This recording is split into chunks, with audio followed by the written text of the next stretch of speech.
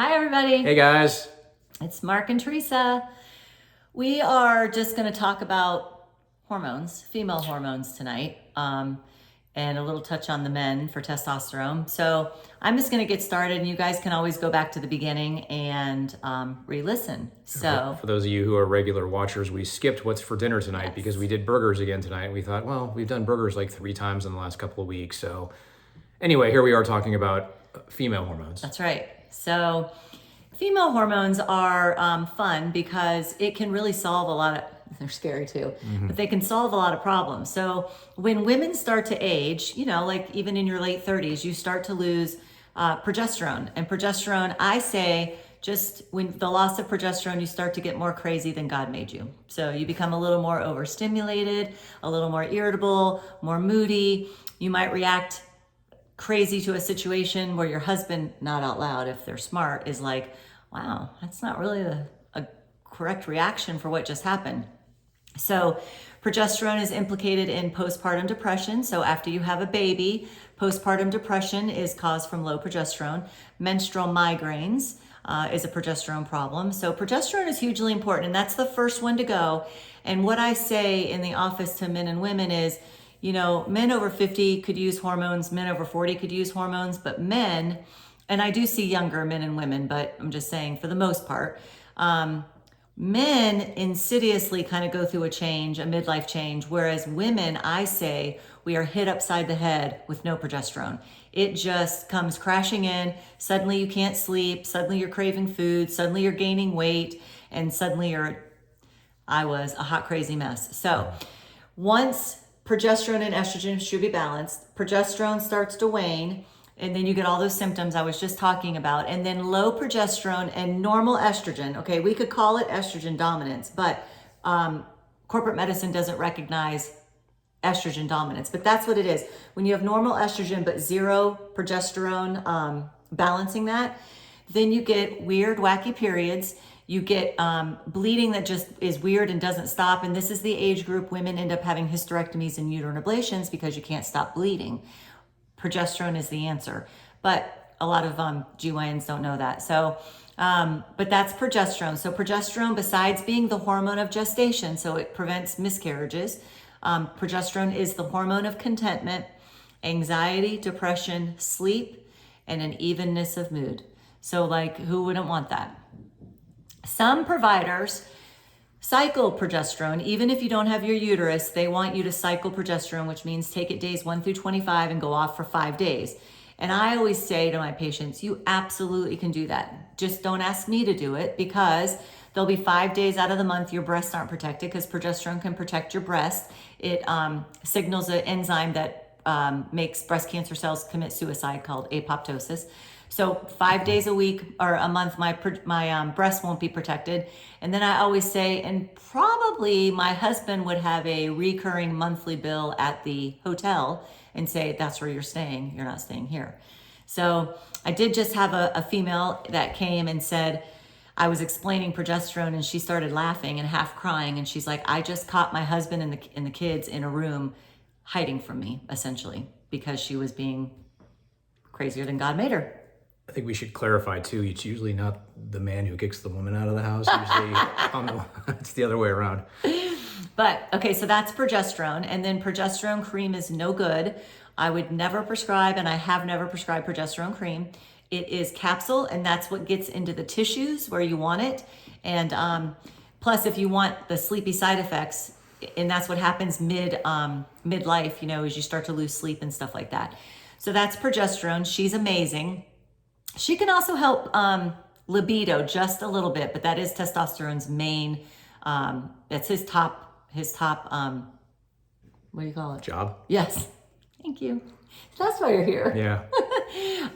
Okay, so then estrogen. So if you did nothing, progesterone falls, and then later on estrogen falls. So I personally started estrogen on my 50th birthday, but I just started one of my patients who's been with me forever on estrogen, and she is 59. So this one is a little tricky to figure out when you add it in. But estrogen, when she starts to go, you get hot flashes, night sweats, dry vagina, painful sex. Later on, osteoporosis, which we've had the pleasure of reversing in the office, Takes a while, but we can do it.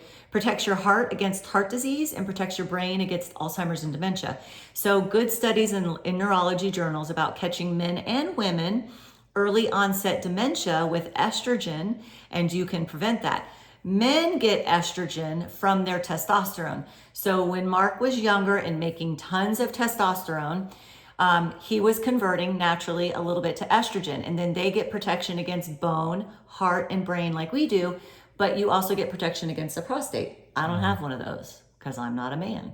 So that's the estrogen. And then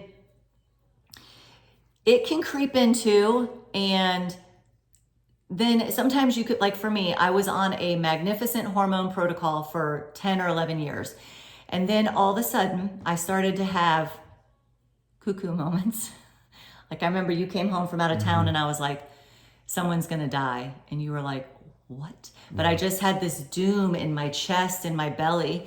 It was anxiety, but I didn't recognize that yet. And then I started having night sweats. But here in Missouri at the time, it was May. So in May in Missouri, like tonight, it's been 85 or 82 today, and it's gonna be 25 overnight, okay? So you don't know if you're supposed to have your windows open or what. And then, but the caveat was I had a panic attack at a conference in Orlando. And then I said to Mark also, I need you to tell me the truth. I will not, you will not be in trouble for this. Am I eating more than usual?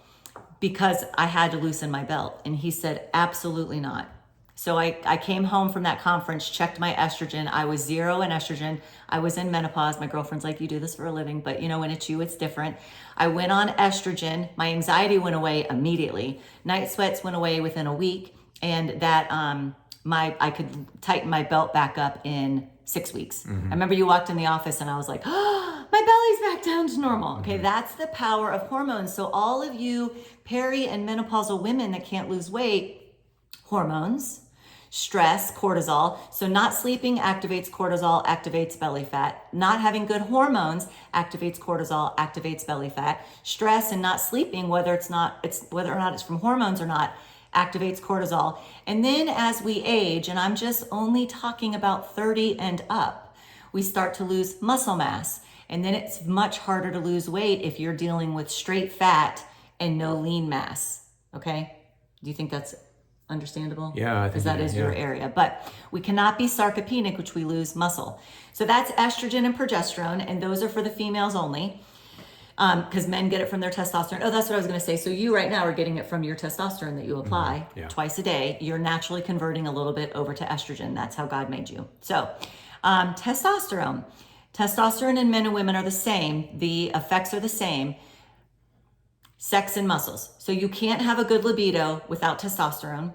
And you cannot have muscle mass and make muscle in the gym. It's going to be a lot harder, and you're not going to see the fruits of your labor without testosterone.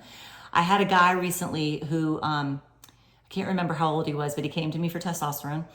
And he said, my doctor said, I love this. My doctor said, if I don't have problems in the bedroom, I don't need testosterone. That's a lie, okay?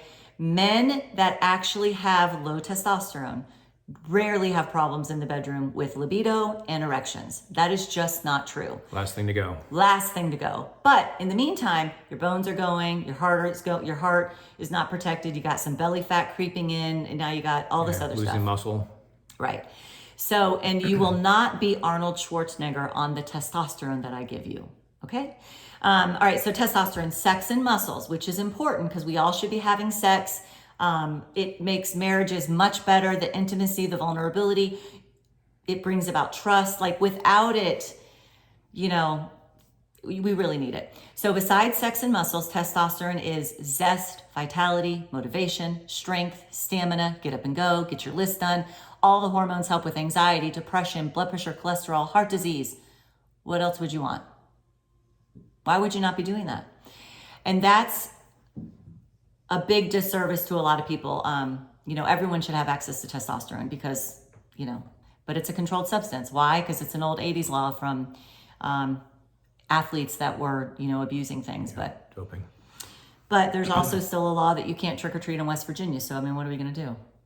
Laws don't get changed once they're passed. But anyway, What else do you think? Oh, nothing. I think you hit on everything. And we're seeing this happen day in and day out in the office. You know, people are coming in, patients of Teresa's are coming in and they're giving their testimonies. And typically what happens is the woman comes in first, the wife, she sees Teresa, and then several weeks later, the husband is in because he can't keep up with the wife anymore. I just saw a guy today and he is my patient's husband. And I said, oh, did your wife send you here? He said, yeah. And he said, I don't really have too many problems, but I'm trying to stay ahead of things. He's about to be 50. So I asked about his libido. It's fine, probably not as good as hers. So that's the power of testosterone. But he has no problem with libido. But the problem is for you guys is if your women are not on testosterone, they're not asking for sex, okay? First of all, libido in men and women is completely different. I say men think about sex all the time with food. On their deathbed, they will be asking us to hop on. On our deathbed, it's true. It's very true. We will be on our deathbed writing letters to everybody, how great they are and where this thing is and where this present is and all that other stuff. They are only thinking about sex and food.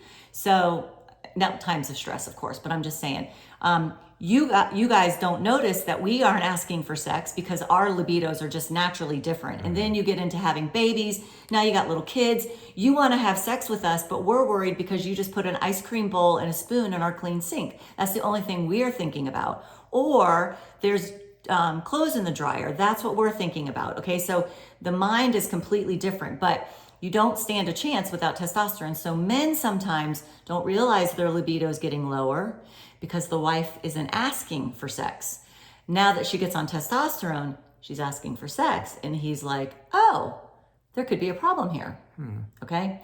So life is hard. Real life is hard and life is busy and things just get pushed to the side. And many times people come in finally like, this is my year. I'm finally going to do something for my health. I'm going to get in better shape or whatever. Like me, last night I started working out. Yeah. Again. He said, when was the last time you worked out? And I was like, Thanksgiving? October. I don't know. Okay, that's sarcopenia. Yeah. I go to lift things and I can feel weak and I'm only 52. Yep. So, that's the importance of that. Testosterone's a cream. I prefer to use a cream, men and women. Some guys are on injectable. Some women are on injectable. So, there's options. But I don't want you guys to think there's no option. There's no help. Many times women ask to have their hormones checked and providers say, no, you're too young to have hormone problems.